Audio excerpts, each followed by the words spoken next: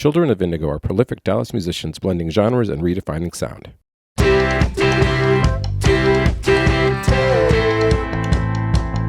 I'm Andrew Sherman. I'm a Texas transplant who has always been in pursuit of art as a career. I've played in bands, pursued an acting career in Hollywood, but I found it behind the lens of a camera here in Dallas, Texas. I was born in New York, I've lived in Chicago, Los Angeles, Austin, but I love Dallas. There's a magical artistic scene in Dallas that mostly goes unnoticed to the outside world. This podcast is focused on what makes it so special and the people who make it thrive artistically.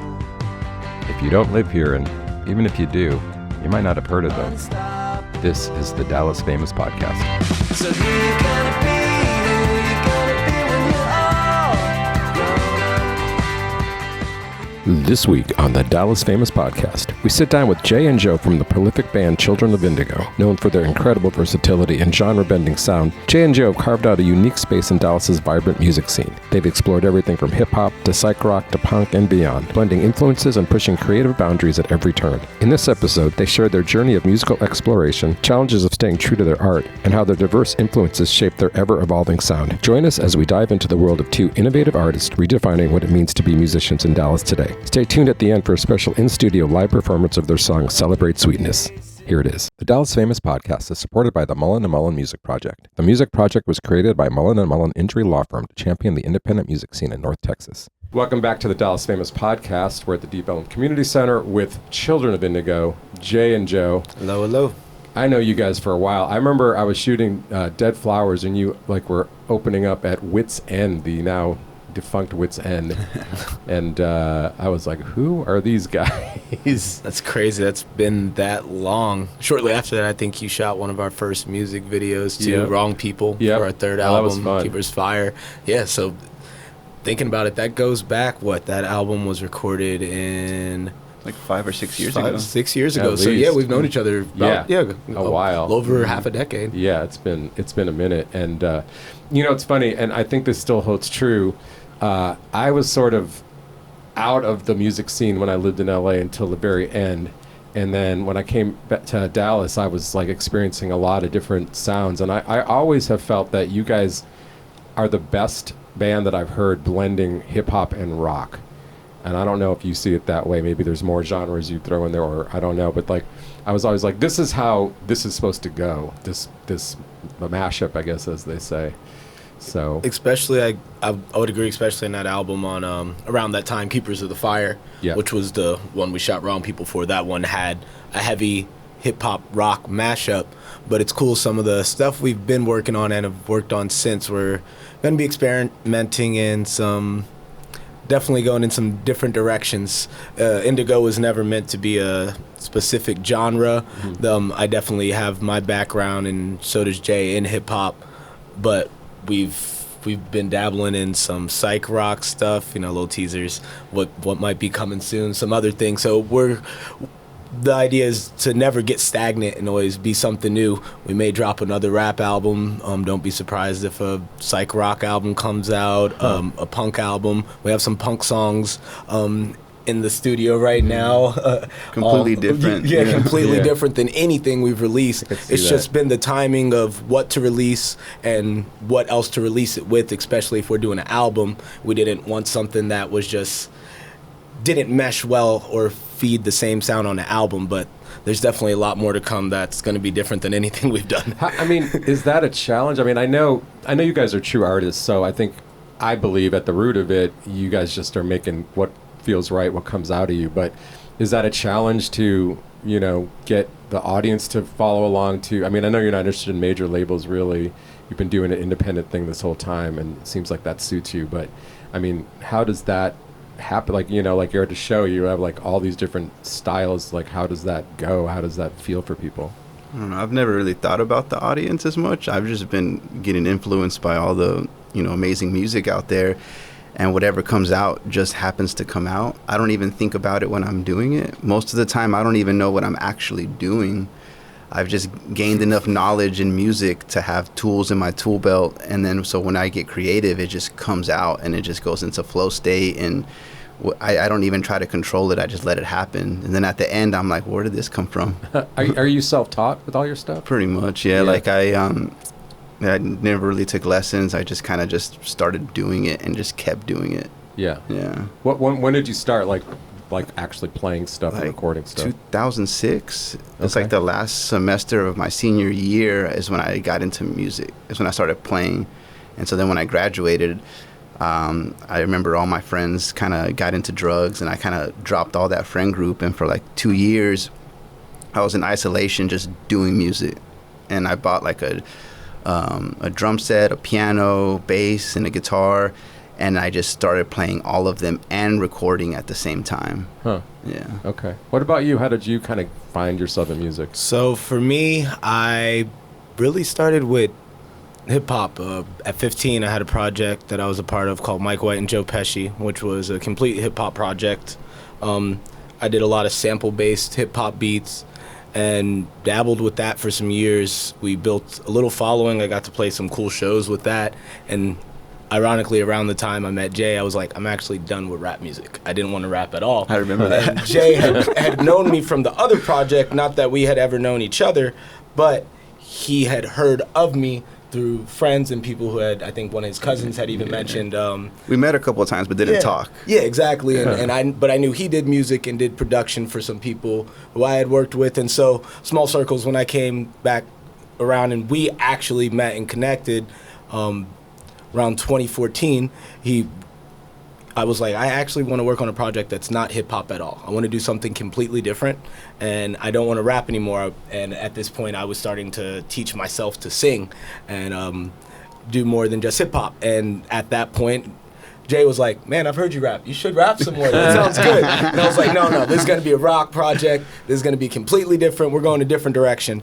But as that all kind of meshed together, we got like a fun sound that almost reminded me, like reminiscent of a mixture between, Kendrick Lamar or Tupac with like a Led Zeppelin or Black Sabbath sound. Wow. And that's really where, when we started working on those first projects, it was all around the same time, the recording of Death of the Ego, and then we had Indigo Soul and Keepers of Fire, and throughout that I was like, you know what, this mashup sounds nice, let's do more of that. Yeah. And so that's where, like what you mentioned earlier, you heard that hip-hop rock blend, that came in from that happening and us having those conversations and just hanging out making music, and it blended well. But that's also why we don't want to necessarily box ourselves in there, because we even have some stuff that we've been working on that sounds a little more jazzy. It's going all kinds of directions, especially since we've been the two constants in the band, but there's been a lot of members that we've worked through and still work with on and off, because Indigo, I even view it more as a collective, more than just a band, because it's always been me and Jay, but the parts can move around from members of Electric Ants to members of Iggy Medji to members of Dogs Can Talk. So many bands around the city have been part of doing what we've done, and we've worked with them. Cure for Paranoia, playing in Collab Weekly. And Jay plays in 1.5 million bands beside Indigo. So I think just the mesh of all that and all the musicians we've worked with in the city has allowed Indigo to be more than just us two or just the members of the current lineup in the band. Yeah, I mean, I remember the first time I worked with you guys. I think it was like a demo video or something. It wasn't even the full video, and I was like, this is like an encampment. Like, this is like a movement. This isn't just a band. There was like way more going on, and it's actually evolved even further from that point. I know you're from Dallas. You're from New York. How did you get yourself to Dallas, Joe? So I moved around a lot as a child. I got shuffled from city to city to state. Just in 6th grade alone, I mentioned in one of the songs, I went to 3 different schools in 6th grade. Wow. Guess little backstory. My father, I love him, rest in peace, but he had a battle with drugs his whole life. And then my mother, being a single mother and trying to raise a kid who was a bit troubled because I acted out due to those situations, she couldn't fully take care of me, wound up evicted a lot, and I got shuffled from home to home, whichever family would take us in at the time, pretty much. Uncle, aunt that I could live with, and that brought me from Florida to Kentucky to Virginia, throughout all different parts of New York, and I landed with my sister here in Texas. Okay. And I've been here ever since. Yeah. Texas has been a sticky state, I guess. It's well-rounded. You're a Texan now. I'm a Texan now, yeah. I've been here longer than I've been in any other state, so I'm definitely a Texan now. But yeah, that, long story short, that's kind of what brought me here, just being shuffled around. Okay. It wasn't really a intentional move ever, but I'm here and I don't regret it. I think it's worked out for the best. I've met lots of cool people here, and for me, I always just kind of go with the flow of life. Sure. I mean, I like to have things in my control, but if I can't control it, let's make the best of the opportunity. Sure. Okay. Right on. So, you had a band here that he knew about, and then that's how you kind of met. It was a 2-person rap duo, completely hip hop. Okay. Yeah. So not even a band, just production, and me and another dude, we'd rap on the tracks. Big inspiration for that project was like UGK, Outkast, wanted to be the classic hip hop duo that you always hear of, Mobb Deep, all these. Right. But like I said, post that, I guess I kind of had a spiritual awakening in a way of, I guess I kind of dove into the burner community, psychedelic community, and that was kind of why I wanted to stop rapping, because I guess I had it connected to my young lifestyle, which is very Hood. There you go. Jay put it straight. I was like, how can I put this nicely? But yes, I was hood as a teenager. I did a lot of things I'm not proud of, but all those things made me who I am. I still talk about it some in the music. I'm a peaceful dude, but I still keep my peace too. I was with hoodlums, thugs. I robbed houses, rolled with guns, stole cars, went to jail more times than I can count. When I first met Jay, he compared me to Ricky on Trailer Park Boys. Recidivist. Yes, because I was literally in and out of jail. The first show we got booked for House of Blues, I called him from jail in Cedar Hill, so he gets a collect call, and it's like, you got a call from, I won't make it to the show tonight. Do you want to accept? So that was our first House of Blues gig booked. But between those times to the times where I kind of went into a more, I guess, spiritual awakening side of myself and wanted to kind of, I guess, amend what I had done in my past, that was really kind of the concept of Indigo in the first album, Death of the Ego. Not just as me, because it was also me and Jay's child together, but for my part of it, it was like letting go of the ego, letting go of that young hood kid who wanted to prove himself, who felt he was the best and that nothing could touch him and he didn't care and the world was so bad to him that it was all about him and he deserved everything, to actually, even if I was poor and homeless most of my life, there are kids out there in third world countries who would trade for the fact that even if I had banquet meals and ramen, at least I had food. Mm-hmm. And those thoughts started to creep in on my mind at that point when I had that spiritual awakening, and I was like, you know what? Life isn't that bad. And that was Death of the Ego for me. Wow. And I wanted to go into something different. And from there, it's kind of spun into its own thing, especially because me and Jay have worked together, and it's still growing every day. Like I said, some of the stuff we're working on now is different than anything we've done previously with Indigo, and I don't want to put limits on where we go from here either. Sure. It's all a possibility. Wow. I mean, it's cool because you really, first of all, I didn't know any of that backstory, you know, which I actually just respect you more, not less, from hearing it. But also, it's like, it really strikes me how you're able to put a lot of that energy into the music, and especially into your live performances. You are one of the most dynamic frontmen. I always love shooting you guys because, Thank you. I mean, one, the dreads always look good in motion. I'm just going to say it. But, you know, there's just, you really, I mean, I don't know that you're even trying to replicate recordings on stage, but it doesn't matter because, like, the energy on stage and the sound on stage, and it's I mean, this is a band everybody should go see for sure. I mean, the energy is unreal. But I'm actually excited to hear some of the new stuff now. I mean, I know I've heard, I don't know, I started saying that you're like this blend of these two things, but you really are more than that, and I've heard more than that too. So it's been interesting just to watch you guys evolve.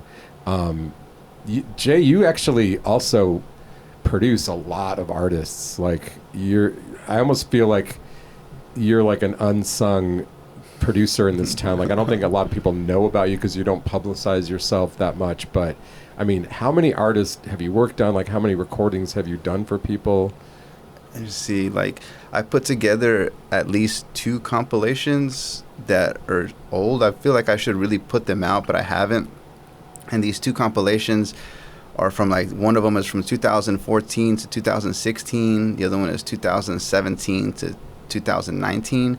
And each album has like over 15 songs, and each track is a different artist. That's crazy to me. Yeah, so like I have like a lot of music with a lot of people, because Dallas has a lot of talented people that really aren't doing much with their artistry, but they have the talent. And so like sometimes, we'll meet up and they'll have a small idea, and then I'll just, I'll take that idea and run with it. So I'll help facilitate what they have, whether it's, just vocals or even just a small guitar part or a small piano part.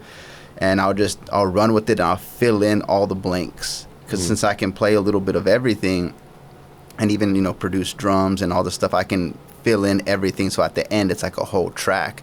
And it's really fun playing with different people, and kind of like, it's like a magic behind creating with someone else, because it's like, I can't do that by myself. I could never be them, and they could never be me. So there's a magic in the collaboration. You're creating something that either of you couldn't do without each other.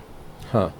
It's funny, too, because I'm like, you're here, and I've seen you at shows, but otherwise it seems like you're just at home playing music with people or yourself. Pretty much. I don't really go out much at all, like, unless I'm playing a gig, and I rarely leave my house, and unless I leave the country, then I'm gone for like months. Oh yeah, that's the other thing. You like take photos all over the world, and you guys do a lot of traveling. But you and both of you guys together too. One thing, Jay, that people don't know enough about Jay is him as a photographer and as the producer and engineer behind a lot of what's going on. Even some of the album covers for Indigo are his photos. And also, Jay's just doesn't promote himself, like you mentioned earlier, very much. If you know Jay and you work with him, then you do. And it's almost like you have to know somebody that knows the guy to work with Jay. And so it's kind of funny. It works that way, where, different members of our band, we definitely have some of our band members who are more out in the scene and talk to people. But Jay does a lot behind the scenes, from photography to music production to engineering and more. So. No, the photos, I mean, are astounding, and thank you. And you do some really cool edits with some of them, but you really just capture like the essence of where you are, like on these world travels. You got to go all over the world, and I'm always like, first of all, is he there now? When was he there? But it's, I mean, my eye is trained, and I'm always impressed with your work. Thank you. Yeah. Let's talk about. I think you were saying you're going to be putting out a song a month until you have the album together, or what's that about? We have singles lined up. Really, we have 3 albums worth of music. That's done. It's already all done. Wow. Yeah, it's just a matter of just putting it out there. Yeah, some of them need minor mixing and mastering and touch-ups, but as far as the music creation process, it's all there. What's it like? I mean, I'm sure there's a lot of different ways, but like, give us some examples of how you guys create the song together. I mean, we just kind of are in a room together. We end up having a conversation sometimes for like a few hours, because, I don't have a TV in my house or anything. So we literally would just talk for hours sometimes. And then I'll just pick up an instrument, start playing something. And if I play something that I like, I'll go record it. And there's times where sometimes I'm not even feeling what I'm playing, but then he'll already be writing to it. And sometimes I'll hit stop, and he'll be like, oh yeah, I was writing to that. So then I'll just go and I'll just fill in more space, finish the track. And then sometimes even before I'm done, he's like, I have a verse. And so then I'll record his vocals, and sometimes it'll be like where I won't feel confident about what I made, but then when he adds his vocals on it, it's almost like it adds that extra sparkle where I'm like, hey, I kind of like what I made now. Like, I didn't like it as much before, but now that it has him on it, I like really like it. And then I start finishing it off. Right. Okay. Because a good majority of it has almost been improv to an extent. Don't get me wrong. Yeah.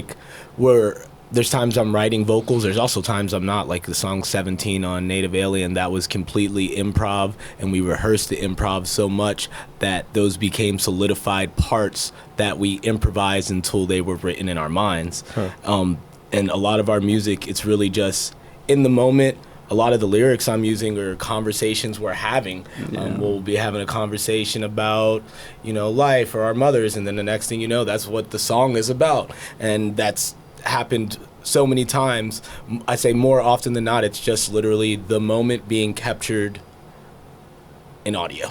I would say like 95% of the music we have that's even put out there, the recordings, we recorded that day or night and finished it that day, to where like if we didn't finish the track that day, it didn't become a track. Yeah, we have so many halfway done tracks sitting on the shelf, actually, or in the computer, I should say, more literal, that are halfway done, but because we didn't finish them in that moment, when we came back to it, we're like, let's on to the next. So literally, usually, if we don't finish the track that day, it's just wild. It's kind of backwards from like other bands, because other bands, I feel like, will play their music so many times before they ever record it.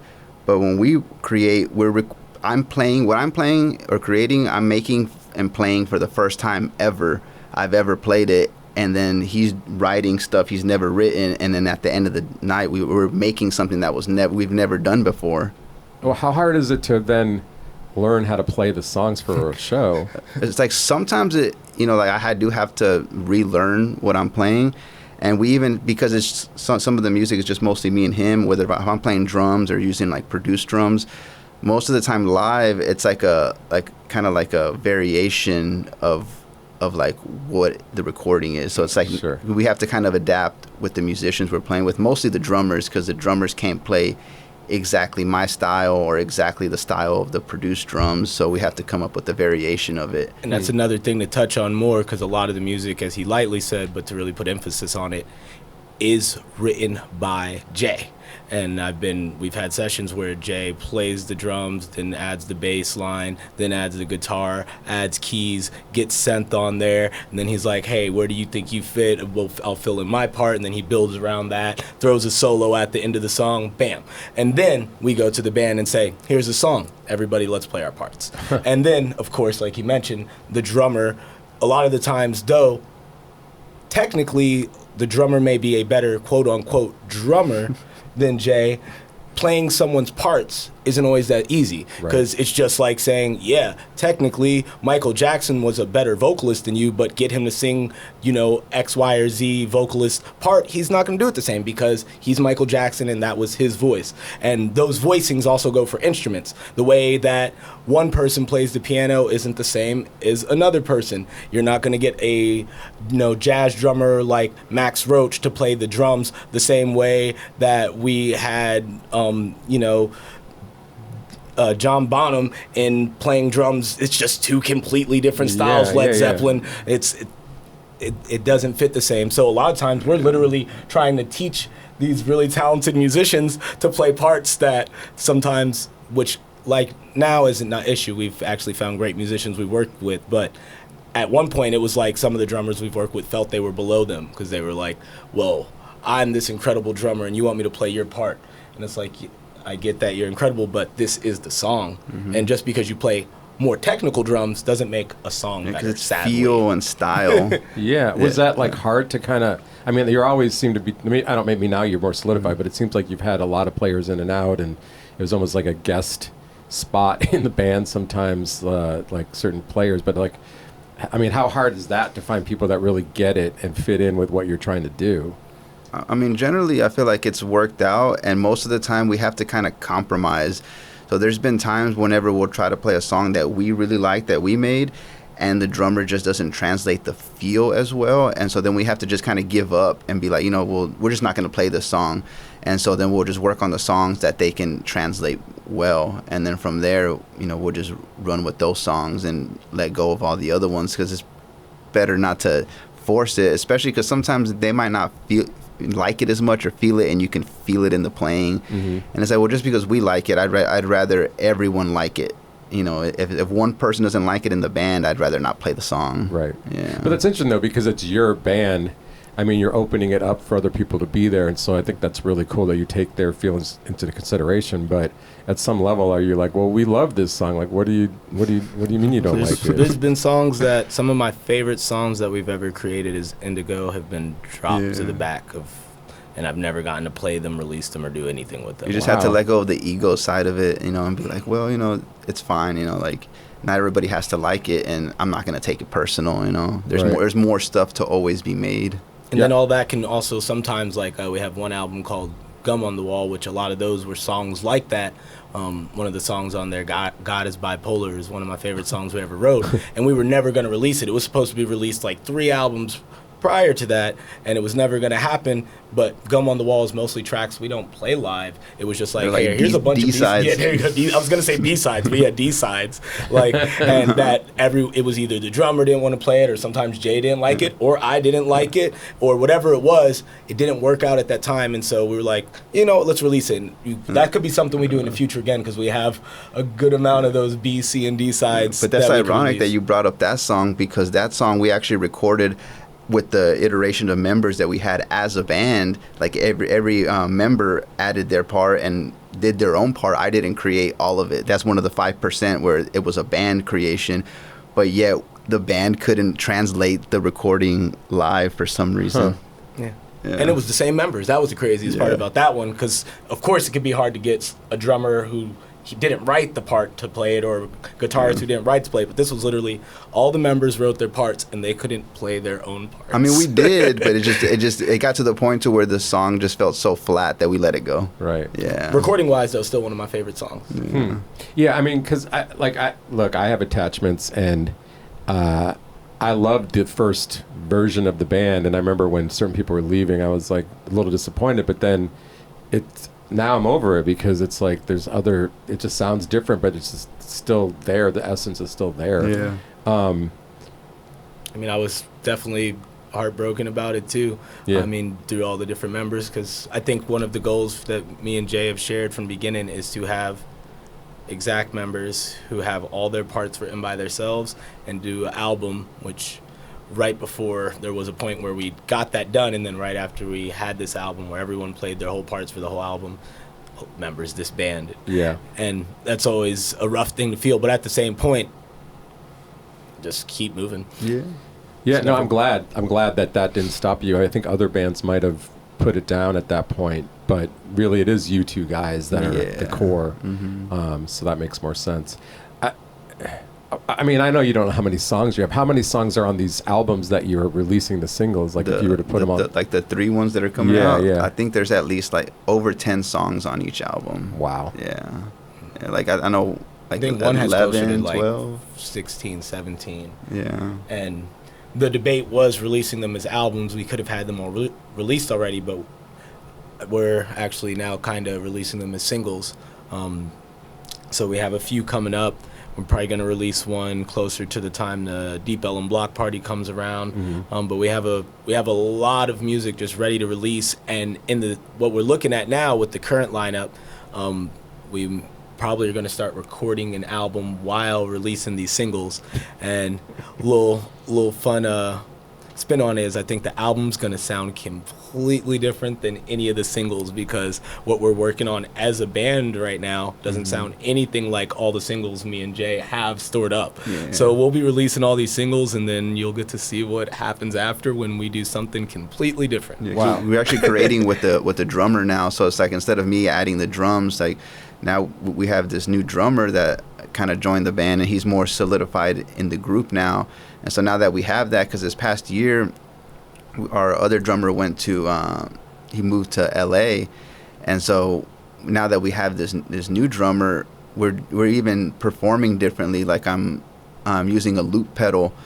It's still all the same, I guess, lineup as far as like the bass, and the drums, but I'm actually using my loop pedal, so I'm playing keys and guitar at the same time, still live. Which brings a level to it, because also on the recordings there's parts where Jay plays 3 different guitar parts, or multiple key parts, like typical, that's that old style that Beatles invented whenever you had them 4 band members playing 20 different parts. Sure. Jay does a lot of that, and so if as one person on stage, he can't play his 3 guitar parts and his key part and do his solo, but with the loop pedal here recently, these last few shows, he actually has, and it kind of brings a whole nother layer to it, because I'm like, well, it's like there's 6 J's now. That is cool. It's so interesting, too, live, because you're so dynamic visually, the rest of the band, the sound is, the bed is, like, amazing, but it's also, I'm like, what? I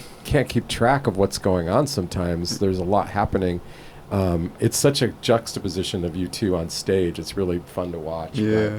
I mean, you're almost like, when we did that first video, like there's shots where your back's to the camera. You don't even want to be seen almost. Yeah, I'm not much on the attention aspect of it. I just like doing the music because I love the way it feels. Yeah. And that's the main reason why I do it. Attention or any of the accolades or finances, even though they would be nice, it's like not anywhere near the main reason why I do it. Well, I think, you can both answer, but like performing live versus in the studio, like what do you get out of that? Like what about that is appealing? I feel like me and him have always had this talk where I'm always like, I prefer working in the studio and he likes playing shows more. But more recently, now that I've implemented the loop pedal and with this other drummer, it's like I'm starting to bridge that gap where I'm starting to like the performances even more. And so I'm wanting to capture that in the studio, and that's where we're getting to that level now. Right. And for me, I've definitely always enjoyed both. I enjoy them for different reasons, though. I feel when I record, it's almost an outlet, like a therapy for me. And so that's something different that I get out of that versus the performance. I will say there is all the aspects that everyone would, like, I'll clearly admit there's the business aspect to it.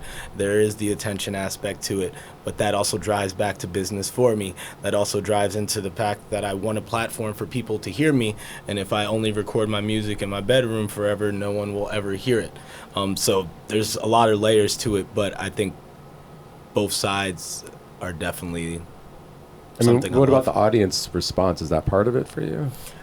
I would say I want to say no, but when I think about like the actuality of, there's been shows where, when we were starting, where we played for 5 people on tour and like no one's there, and that definitely feels a lot more deflating than when we're on stage at the House of Blues or at the Granada with, a roaring crowd of people, and I feel the energy spike, and even though I want to say there's not a difference, and I always want to say, whether there's 10 or 10,000 people, we perform the same. I can't say that I actually do. That adrenaline is something that you can't create when, your mom and her 2 friends are in the corner. But you can create it when you're opening up for Last Online on stage at Granada, and it's like the first time for me, that was the first time I'd ever experienced anything like that. I believe you might have been shooting for that show for Last Online at that time, which is, for anyone who doesn't know, that's Dio's backing band. Rest in peace to Dio. But his backing band still does music. They do a lot of the same songs, but now they have a younger front man who sounds like Dio, except he's like 30 to 40 years younger than the rest of the band. But either way, open up for them was definitely a whole different experience than, like I said, meant playing for a few people. So it's definitely, the audience definitely does pull something out of me, at least, speaking for myself. I can't speak for Jay on that. Yeah, I kind of just, I feel like when I play and I'm on stage, I feel like no one else is there. Huh. And I just kind of when I'm done, I'm just done. And I don't know, I feel like being on stage, it doesn't do as much for me as recording the music. I feel like there's something special about recording, because it's like you can actually go back and listen back to what you played, and it's almost like I'm sculpting the sounds and frequencies. And playing, it's like, unless I record it or this gets recorded, it's like usually don't hear it again. It's when you're done, it's done. Right. Yeah. Well, you have, I guess you're having more luck, but you probably can't control the sound the way you want to on a live show sometimes. Yeah, definitely not. Yeah. Do you guys do a lot of improvising in the live shows? There's definitely some improvisation. Like, there's times where I'll throw out jams and I won't tell the band what I'm doing, and sometimes they'll look at me really confused. And that's the Jay signature move. No, actually the Jay signature move is, hey, remember that song we recorded yesterday? I'm like, dude, I wrote those lyrics in 10 minutes. I remember like 2 of the words. It'll be fine. It usually is. Yeah. But unless it's not. But no, it's usually been But then at good. that point, are you like making stuff up on the fly? Yes, since it's improv in the first place and we just wrote it the day before, I can easily just write something else to it in my head. But you're good at freestyling, so That's you could just, you don't have to know your lyrics to do something. Yeah, a little background. And I make it didn't sound mention. like it. Yeah, precisely. Because a little background I didn't mention earlier when I was talking about my life as a youth. When I first started, you had asked that question. Actually, we used to beat on the lunchroom table, make beats, and we would freestyle rap, and that was my introduction into music. Right. And so I'm really good at improving vocally. That's cool. Yeah, because I've had musicians who are really good at one or the other, and I guess it's good to be flexible, especially when he's throwing you curveballs on stage. Oh, yeah. Jay's signature. That's funny. So, like, why don't we talk about you guys play a lot, but the block party is coming up. Block party is coming up. Yeah. That's going to be a fun one, November 22nd. Details are still under wraps fully. We have the Deep Ellum community and everyone working on that project, coming out with set times and what stages everyone's going to be on, since it's everyone coming together. But we are confirmed to be there for the 22nd of November. Excellent. So look at all the stage plots and maps and where everyone's going to be. Make sure not to miss our set. It's going to be a lot of good music that night, though, and I know, like, last year when we did the block party, there were 10 bands playing at the same time as us that I wanted to see. And then at every other hour, there were 10 bands playing on different stages that I wanted to see. So I know it's impossible to see everybody there, but we'll be there, and there'll be a lot of great music. Definitely come and check out whatever stage we're on. Yeah, For sure. It was just fun last year. Yeah. Sadly, I'll be recovering from surgery. I won't be there. Yeah. Maybe there'll be a live stream or something I can follow. How about, because this is Dallas Famous, like, how does Dallas/Deep Ellum, like, how has that affected the course of the band, the course of the music? Does that help, like, shape the way the music is, or any of that sort of? I think street performance-wise, Deep Ellum has always been big on street performing, and that's kind of what allowed us to step on the stages. We played on the corners next to those stages. Before we played, I mean, I think the way we got our first show was from, like, just playing out in the streets. And someone heard us and was like, hey, I think y'all should play over here. I met, speaking of the Deep Ellum block party, Moses, who I also play with in collab every Tuesday down at 3 Links for 3 Links Tuesdays, another project I'm in. The way we met Moses was freestyling out on the streets. We were sitting in the car behind Old Crown and Harp. Yeah, if you remember the Old Crown and Harp, this Greenville, but Lower Greenville. And guy was like, hey, what you guys doing? It sounds good. And we wind up meeting, and so now, a decade later, I'm in a band with the guy. That's also how we got in with working with Cure Paranoia. At that time, they were That Kid Cam and Standroid, and we were street performing out on the streets, and so were they. And we're like, hey, want to street perform together?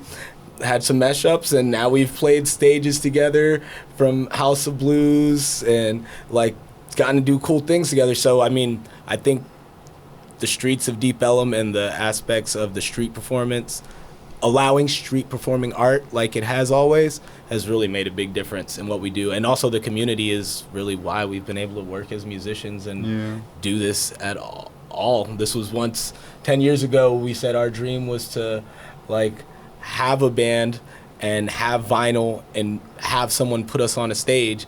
Now that's something that, those were goals we crossed out over half a decade ago and built new goals that now we are meeting. And then we were like, well, we want to be able to go and be a touring band. Now we've done that. So it's just cool seeing that Deep Ellum has allowed us from put us on the corners to play music, to putting us on stages to play music, to allowing us to travel and play music, have our music put on vinyl, all these different things. Deep Ellum really supported and paid us to make that happen.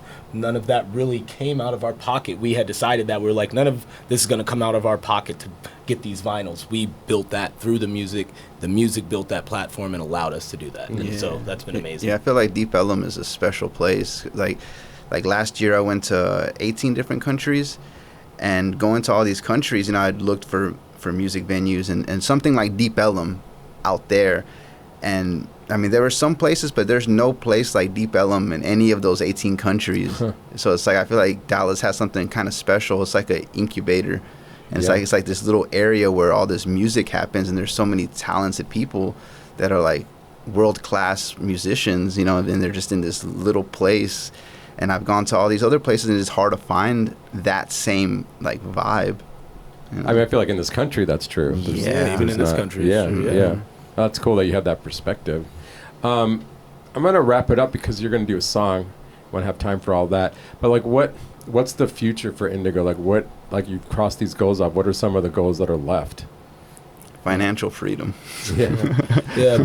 Well, moving because we are also the CEO and CFO of Umbrella Records, which is our record label that we both co-own together and work together, which is what, like you said, we do everything independent through Umbrella Records, and really it's getting everything under the umbrella. That was the kind of the symbolism of Umbrella Records, is it could be raining everywhere, but as long as we're all under the umbrella, we'll be okay.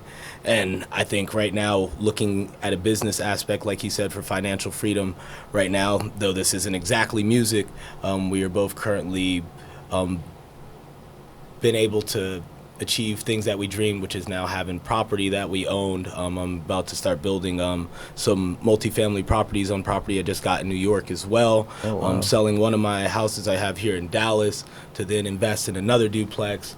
Jay's renovating his property here in the Bishop Arts District area to start renting out as well, because, you know, a lot of people, I feel like in this music scene, have their push has been get the fame and then the money comes with it. But we've kind of done the opposite, and we've built from the bottom and have gained financial freedom. I say it in the song GOAT, which you did the video for. You know, rappers have platinum plaques, but then they're in debt from rap. I have multiple properties stacked.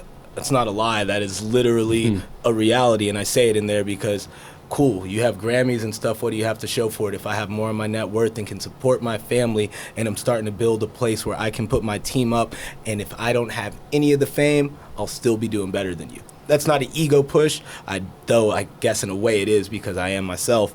It's also just a concept of me thinking what's really important. Not that money's the most important thing, but financial freedom so that we can find happiness and not have to chase money, because it's like I mentioned, as a youth, I didn't have enough money to eat. And when I'm worried about eating and having a roof over my head, chilling and making music isn't quite as possible. There's a lot of things that come first. So being able to build what we're building now, and me and Jay working together like that as business partners, has been real cool, because I've had someone else who's willing to invest, learn to start stock market with me, you know, and building real estate and equity has been a beautiful thing. So I think the next step is turning all that to the point where I give financial freedom to the whole team, not just me and Jay, because we're just achieving that now for ourselves. But we have talented members like Dr. Raphael Powell, shout out to my boy in the sax, just got his PhD, the man.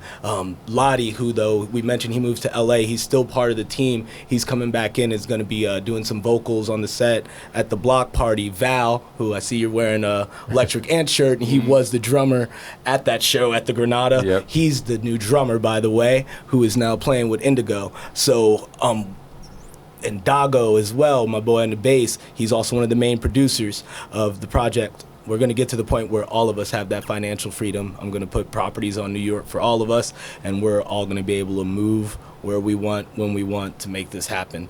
And I see that more than realistic within the next 5 years. Nice. Yeah. Nice. Guys, this has been great. I've learned a lot I've known you so long, but I've actually learned a lot today, and it's inspiring. And I hope some of the young musicians out there kind of take a page out of this book and, you know, not worry about letting someone else figure it out for them, but figure it out for themselves, you know. So thanks again. And yeah, let's listen to a song here. Yeah. Let's do it.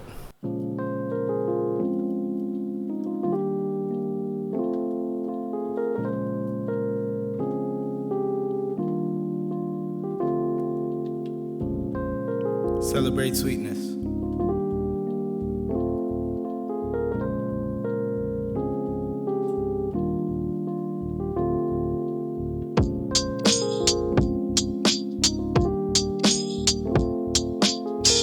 Yeah. Look. Take your bad vibes Brush off your psyche before you sit on the couch. Another hit, they like, ouch, my brother's the sickest around. Umbrella records, the residents resurrect the intelligence. Ninjas nowadays negligent, we turned out the elements. I freak with the fire, clean my soul with the water. As surely as the wind is blowing, they talk about how they know him. They knew me, they don't know me. They only know one key in which my soul sings. My soul sits on the solstice. We want the mostest, please don't provoke us. Peaceful but potent, cheat code promoting. Rent, no, we own it. Smoking something exotic while meditating to harness the power of God and Goddess. Slay. There, all the demonic, the last Jedi. I'm high, red eye, yeah, I'm still alive. They thought that I've been died, yeah. Inside my mind is where I reside, yeah. But out my mind is where the fuck that I am. But out my mind is where the fuck that I am. But out my mind is where the fuck that I am. But out my mind is where the fuck that I am. Look, I wrote the first verse in 2020 November. Now I'm back at you 5 years since then. I'm still good, still living, still sticking to the vision. It's upgraded, new direction, live in session. The shroom starting to set in. The lesson is there's really no lesson, or the lesson is subjective. Therefore life is what you make it, and I meant it. All I know is all I see is blessings.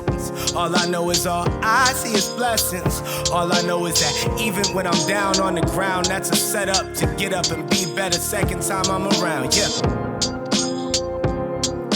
To get up and be better second time I'm around, there. Yeah. The mantra is sweet meditation. Every day on this earth's a blessing, don't waste it. Sweet celebration. Peep dedication, it takes time to make it. Sweet celebration. Every day on this earth's a blessing, don't waste it. Sweet celebration. Singing sweet celebration, sweet celebration. Sweet celebration.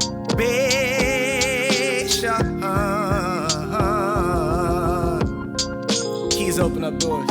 Open up some doors, Jay. Yeah.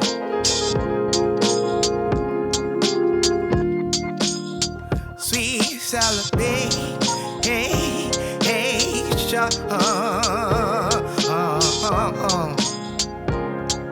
Yeah, yeah. Celebrate, sweet.